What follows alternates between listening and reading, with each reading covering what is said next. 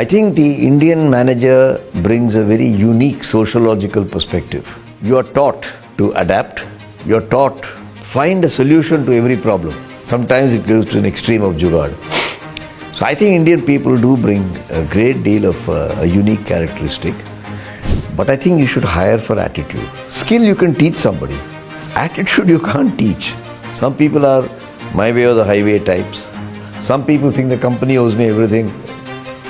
But attitude is a form of constructive hunger.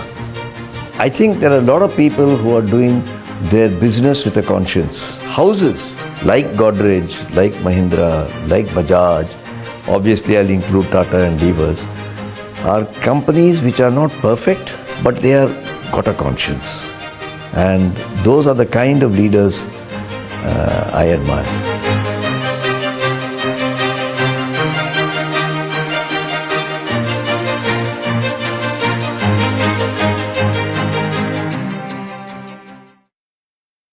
I am R Gopalakrishnan, and I have had a satisfying career in Hindustan Lever and Tatas. I am now a full-time author, and I want to share my experiences with other people. And in order to share my experiences, I have so far written 19 books, which I hope people will find useful and read. What is your advice to become a true leader of people? Well, leaders are taught to develop intelligence and knowledge and intellect. And those are undoubtedly important. But what they are not taught is to develop empathy and human orientation. And that's what makes the leader when you can combine the two. Human empathy with intelligence. I call it intelligence and intuition. Mr. Krishnan, you've had a ringside view of the evolution of Indian corporate leadership over the last 4 to 5 decades. What is the one positive and one negative change you've noticed in Indian leadership? The positive is over 75 years, the entrepreneur has been released from the shackles he had earlier. The negative is that the entrepreneur has not professionalized himself. The converse is also true. The professional has also been released from the shackles he had earlier, but the professional has not become sufficiently entrepreneurial. Do you think today the world is learning something from Indian CEOs on leadership? Are Indian CEOs exporting something to the world on leadership? What do you without think? question. I felt so strongly about it, I've written a book on it. It's called The Made in India Manager, which I got published some 5 years ago. I think the Indian manager brings a very unique sociological perspective.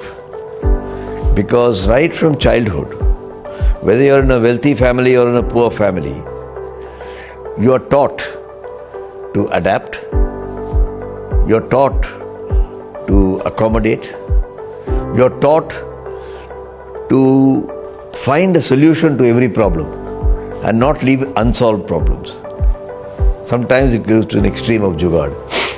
So I think Indian people do bring a great deal of a unique characteristic.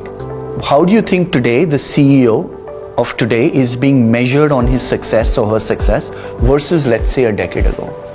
Well, the whole system of leaders' appraisal has evolved, as one should expect. But I think today the reward is mostly in the form of monetary, and it's arguable, but I have a point of view that is probably reaching an extreme. Because if there is some parity between the median of the lowest paid and the highest paid, I don't know what it is offhand, I can't recommend one. That is certainly being breached. The second thing that is in deficiency, in my opinion, which is, in the past we used to look at the CEO's performance in a holistic way. Has he met profit targets? Has he met sales targets? Has he been good with people? Has he managed to lead his team? Progressively it has shifted to the measurable things, and the more intangible things are getting left out. Because the amount of money involved is big. So if you can tell a guy, you didn't meet your profit target, I had given you 100, you've done 60, then he understands. But if you tell him you didn't get along with people and I'm going to give you less bonus for it, it's a more difficult conversation. We'll talk a little bit on some specifics on companies. We'll probe this further. So, ICICI Bank, HUL India, the Tata Group. What do you feel is at play that you've observed about these institutions that make them CEO factories? They're hiring from the same colleges, they're hiring the best of talent, which most companies are. They're grooming, they have similar grooming programs. But what makes them talent magnets and CEO factories? You know, I will not comment about ICICI because I have no hands-on experience, but Tata and Lever I certainly have. And they don't do it perfectly. Nobody does anything perfectly in the world anyway. But they do 4 things which are very important. First, it's not only the recruitment of talent, but having talent density. You must have enough to create a little kashmakash in the young talent pool, trainees or whatever. The second is they encourage talent portability. They move people around. You don't join one end of a factory and stay there for the next 25 years, unless you're a research scientist or a specialist. Third, they assign clear responsibility. This is what you're meant to be delivering and you're responsible for. Sales in Maharashtra or whatever. Having given them responsibility and training, they hold them accountable. So they weed out people who are attitudinally or performance terms not delivering.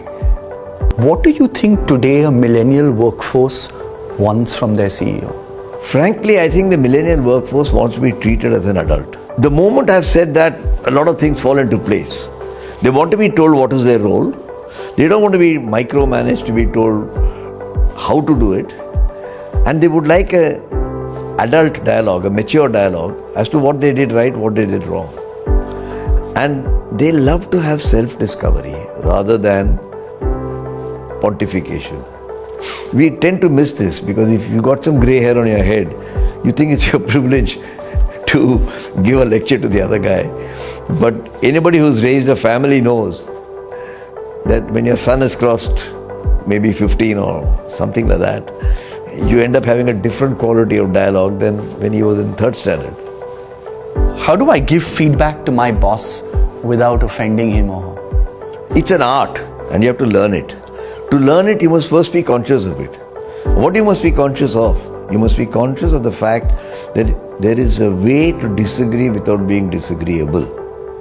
Most of us assume in our rational left brain thinking that when I disagree, I must thump the table and do something dramatic. You see political leaders doing it and you think that's the right way to do it.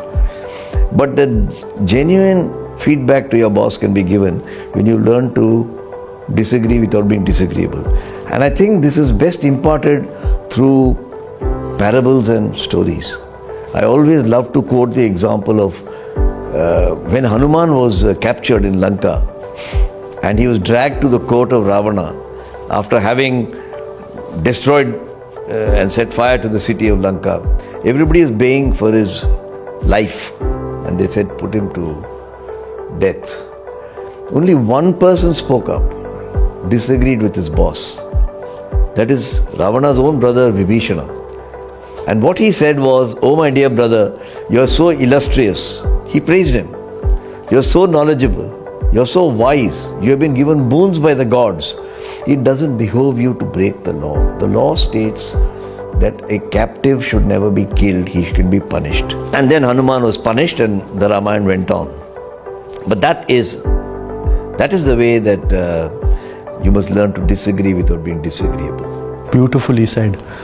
It's often said people leave because of bad managers and not companies. What can leaders do to ensure that people don't leave because of their bad managers? By behaving themselves. You see, the upcoming manager, he may not be yet the CEO, but what happens to a manager who's on the rise? It happened to me, it's happened to everybody, is you get more and more self-obsessed. I joined at 23 from IIM or whatever.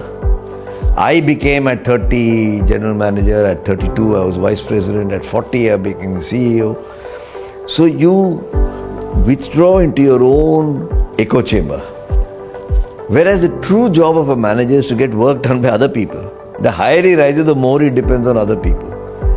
And therefore you have to take steps to get out of the echo chamber and learn to understand that it's not your knowledge of banking or marketing, branding for which the company is paying you, but your ability to nurture this in other people.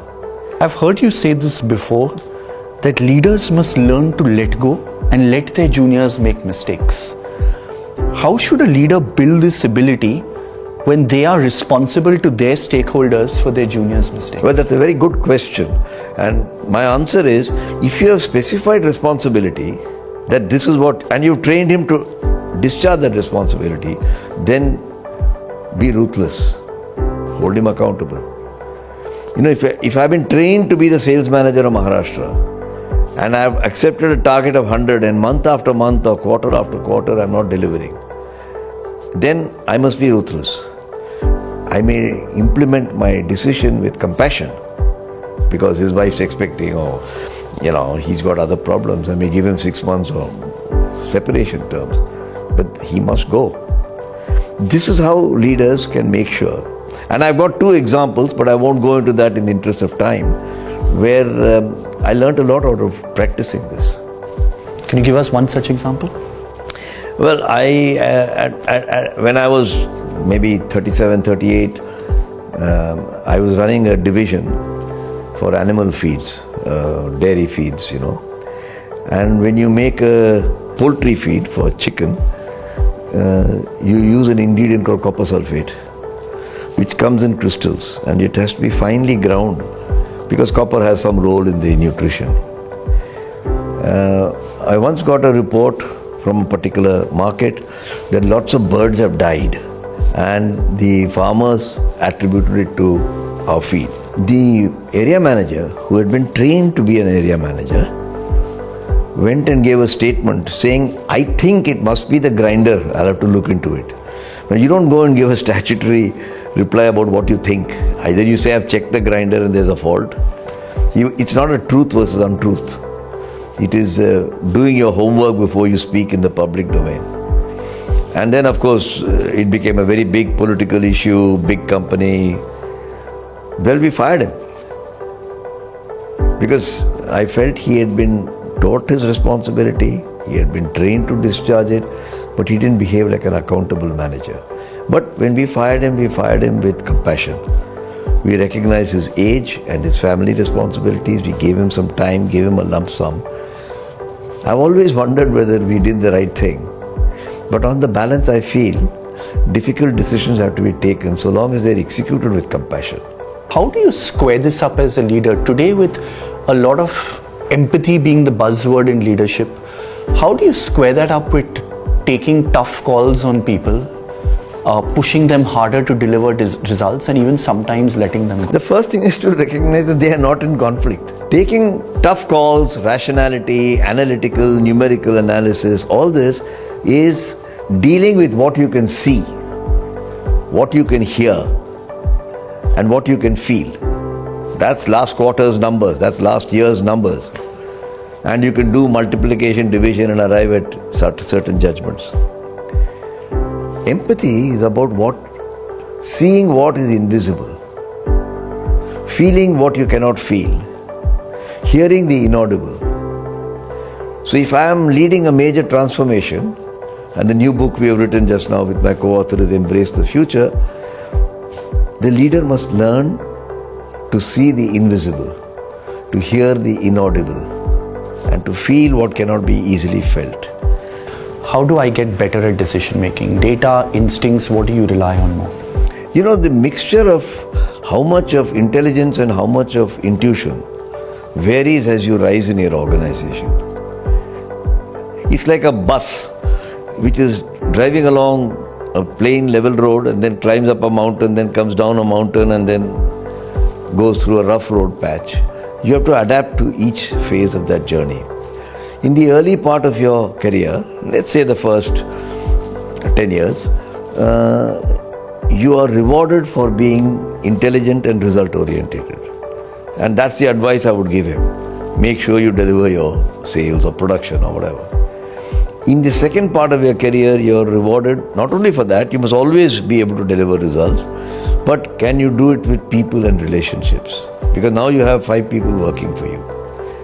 In the third phase, which may be the year 20 to 30, you are rewarded for advocacy. Can you think of an idea and can you sell the idea? Because you've learned how to execute, you've learned how to carry people with you, but can you think of a new idea and execute? And the last stage, people judge you to see whether you're authentic. So I call them the 4 A's, and there's another book I've written on this. I call it accomplishment, adaptability, advocacy, and authenticity. And it's those 4 A's, and they all 4 are required at all levels, but the pie chart varies in its size and proportion, which I've described in the book. What's been your favorite failure in your career, and what has it taught you about people and human beings? I don't know if it's a favorite failure, but it is a failure that almost derailed my career. When I was the director of my company, I suddenly found there was a foreign exchange fraud. Actually, I wasn't sure it was a fraud, but I couldn't find $1 million, so one assumes it's a fraud. So I panicked. Remember, these are the years of FERA, and if you had even $5 in your pocket, you could be arrested. And I had 3 options. And this is repeatedly played out in the public domain with various episodes. The first option was give it some time. Let the facts emerge. So no need to tell anybody yet. Maybe the barking dog will stop barking. Second option is get all the facts and then discuss it. And it won't vanish, but you can discuss it after getting all the... There's no end to getting facts. It can go on for... And the third one is ask for help.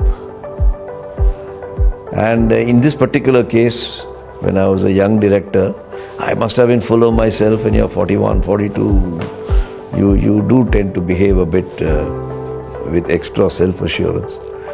I did the third thing. I did it instinctively.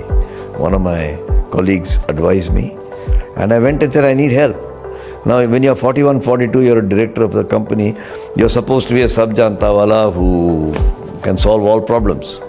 You have to develop humility and give up that instinct, but that is not the reality. And I got full help, to the credit of my company, Hindustan Lever, in the legal, accounting and foreign exchange and all the things. And whereas I should have got sacked, they actually promoted me. So I learned from that failure that being vulnerable is a good thing. But you can't be vulnerable 365 days a year, obviously. But when you made a big mistake, what can you learn? Get help to solve it. 3 things that you always did, while giving feedback to CXOs. So far as I can recall, and my former CXOs have to be able to verify this or confirm it, my conversation was always about we rather than you. But the moment you use the word you, it becomes judgmental. We becomes a bit more inclusive. So that is certainly one thing I can remember. The second is I did not believe in feedback of a micro nature. He's a CXO. I don't have to tell him that day on the 25th of August at 4 p.m. you said this to your boss. That is not a nice thing to do. I thought talking in metaphors and giving hints is a more effective way to deal at that level. If he's a young 22-year-old guy, then it's a different matter.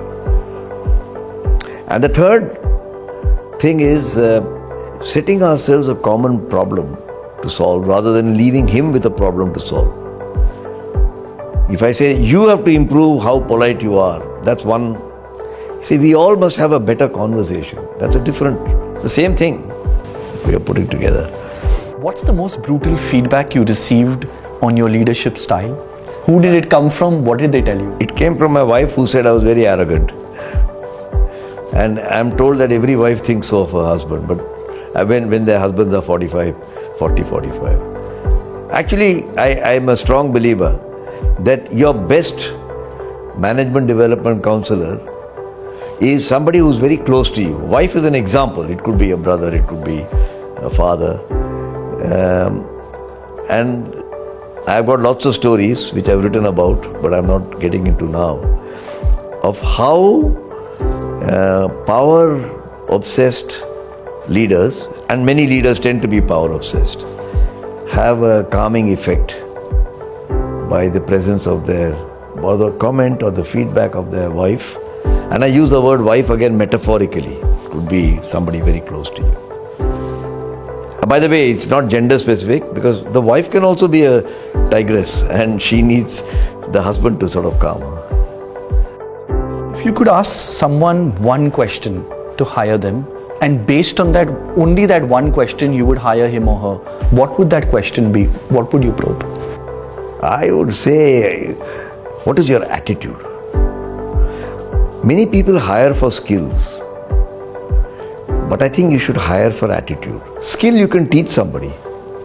Attitude you can't teach. So I'm very sensitive personally to hiring people with an attitude, and I tried in multiple ways to explore their attitude. Some people are my way or the highway types. Some people think the company owes me everything. What else do I have to give? But attitude is a form of constructive hunger. What are 3 mistakes from your own career that you would advise your kids at all costs to avoid? I think their mistakes are associated with the time. If the self-obsession can be a little delayed, because when you're young, you tend to be self-obsessed. You can't change the basic physiology or psychology, but it can be delayed. It's a very great help. The second is that I'm a great believer in adapting and accommodating. I was perhaps in my first years convinced that I had the brightest idea and that other people should adapt to that rather than me adapt halfway somebody else. And the best experience to get to that is to get married. Then you'll realize there are 2 people who think my way or the highway, and they're going to be on neither the highway nor my way until they're able to sit down and talk about it. I believe marriage is a very good relationship builder for future leaders. I'm not saying therefore bachelors won't make good leaders, don't get me wrong. But multiple marriages confuse the leader also. May confuse the leader. 2 great bosses that you've worked for that have taught you something that has stayed with you for your life. I would say one of them is Bipin Shah, the late Bipin Shah. He taught me that you don't have to put on airs to be a leader. Just be who you are and let people respect you for who you are. A very authentic leader. And the second person I would say, I think I can say I learned a lot from Ratan Tata also. Because Ratan Tata would always ask the opposite question, not because he was being difficult. Most of us are trained to say, what is inside this? This is made of copper or gold or aluminum or whatever. But he would say, what is this a part of? So I call this one a geologist question and one an astronomer question. Geologists and astronomers have a very different perception of how the world is. Geologists want to dig deep. Astronomers want to look up. And I think Ratan Tata, I've never told him this, and so he may be surprised if he ever heard this. I think he's got that astronomer skill, which I had lacked. You've written books about some of the tallest leaders in corporate India, Kiran, Uday, Deepak Parekh. What are some of the pitfalls, very briefly, you think they have managed to avoid while building highly successful institutions, from your very close observation of them? I think the pitfall that they have avoided, as far as I could make out, this is common, is not being short-term orientated. Especially if you're an entrepreneur. You know, valuations and unicorn and all this sort of stuff is sort of infatuates people. But they seem to get up every morning and tell themselves, seemed to, this company must be there for when my grandson is alive. You've observed him very carefully. What are 3 qualities that you really admired or looked up to for him? Well, the first quality I've alluded to already. He had this astronomer skill in addition to a geology skill. The second thing that he was very long term. As his predecessors in Tata's were, who would set up a steel plant in 1900 waiting for the profit to come, or who would set up an Indica car hoping that the Indian passenger car market will develop. These are very, very long-term thinkers. And the third is, they were not in a rush to prove that they were the smartest. They took special steps to get out of the echo chamber, because it's natural to get trapped in an echo chamber. The hardest thing about being a CEO is dash. Managing conflict. One thing you've learned always to do as a leader. The right thing. One thing you've learned never to do as a leader. The wrong thing. One thing you wish people knew more about you. Empathy. A leader who's captivated your imagination. Ashok Ganguly, Ratan Tata. Between a cup of Brook Bond and Lipton tea, what would you choose? A cup of each. One corporate leader, past or present, that you want to write a book about still. Well, I had wanted to write about Azim Premji. It never materialized, that's a separate point. Data, facts or instinct, what did you bet on most? In the early stage of my career, data and facts. Later stage of my career, instinct. One moment from your life you'd love to relive. Whatever life has given me. It's been wonderful. When in doubt, what do you do? I go into deep reflection. If you invented a new public holiday, what would we be celebrating? I would really celebrate Vasudhaiva Kutumbakam Day, which is really what India is all about. A cause that you are deeply passionate about. Liberalism. One thing on your personal to-do list that's been there for the longest time. I want to write a book on why Jamshedji Tata still matters. And that book will come out by the end of the year. Your secret daydream. To sleep well at night. A job you secretly wanted but didn't get. Well, I wanted to be chairman of Hindustan but I didn't get it. I wanted to be chairman of Tata Sons, but I didn't get it. But that's okay. 70-hour work week dash. Work as hard as you can. And if it's not good enough, you stay where you are. Your favorite book on leadership.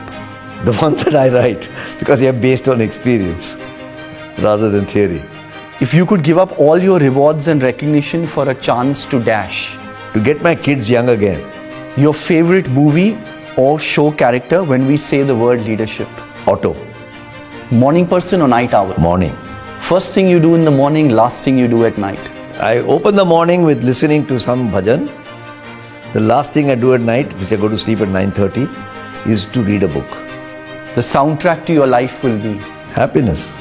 And finally, if you had a gigantic billboard out there and you could put up one message to millions, a message or a line or a quote that you've lived by, what would that be? Accommodate and appease. Live a happy life. Thank you very, very much for doing this, Mr. Krishnan. It's been an absolute pleasure hosting you at Kunba. We need a lot of sharing, and this is a sharing platform. So I applaud what Kunba is doing. I hope Kunba will be popular.